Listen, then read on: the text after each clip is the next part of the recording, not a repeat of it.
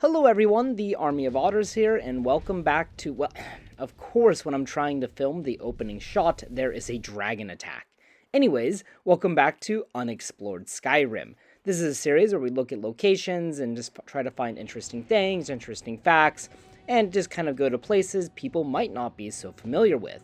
Today we're checking out Swindler's Den and some of the surrounding area.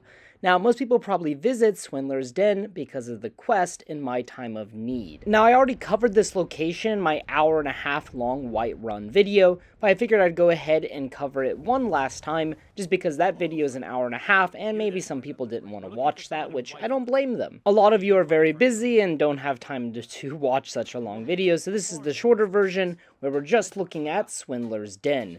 Now, to start the quest, eventually these Alik'r Warriors will show up in Whiterun, and if you talk to them, they'll tell you that they're searching for a Red Guard woman who is under a false identity. If we head to the Bannered Mare, we can find the woman they're talking about, Saadia. And we mention that they're Alik'r Warriors looking for her. She'll take us upstairs, and then she'll threaten us with a knife. Obviously, the situation is very bad. After this, she tells us that the Alik'r are looking for her, and Saadia tells us that she is a noble woman from Hammerfell, and that she is from House Suda, and her real name is Amon.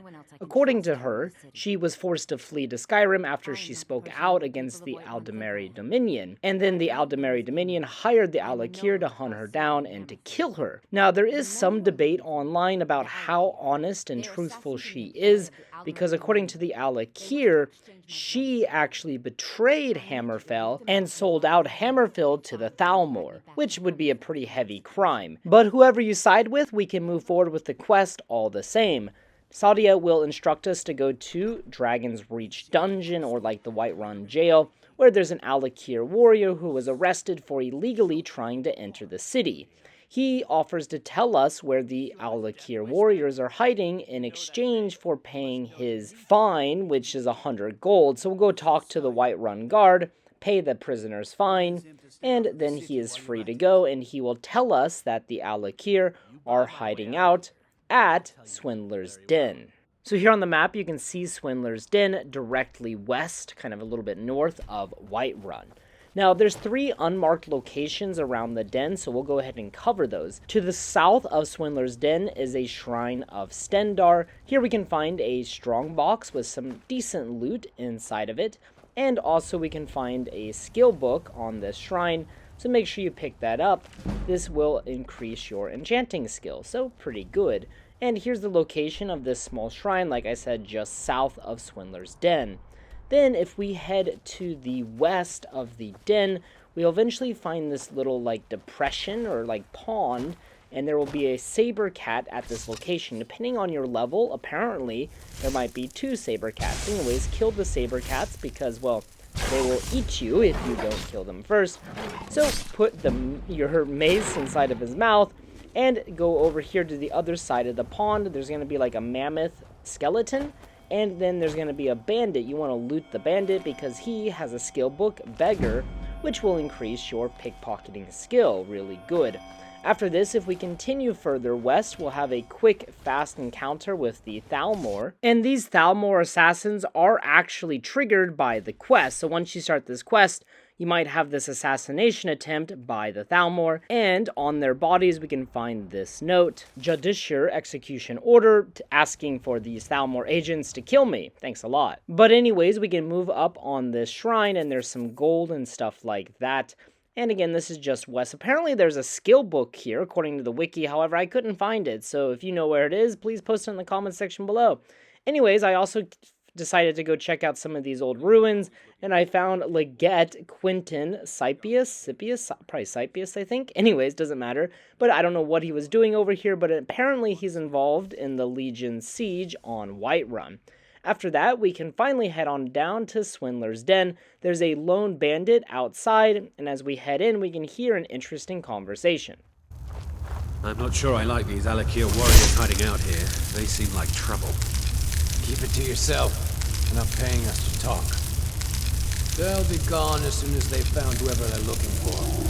We'll have all the more coin. So as we can learn from this conversation, the bandits that are in this cave are not all too satisfied with having the Alik'r Warriors here, and, you know, they're a little bit uneasy. Now, inside this first room, there is a bit of an Easter egg. If we head over to this practice dummy, normally there's a red apple perched on top of its head.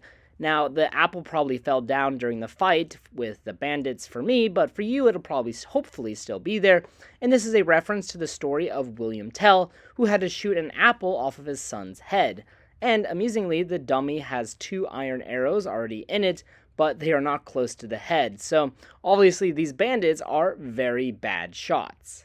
And also in the first room, there's like a little ledge over here, and there's actually a chest, which is difficult to see at nighttime, but during daytime, the sunlight's shining down on it.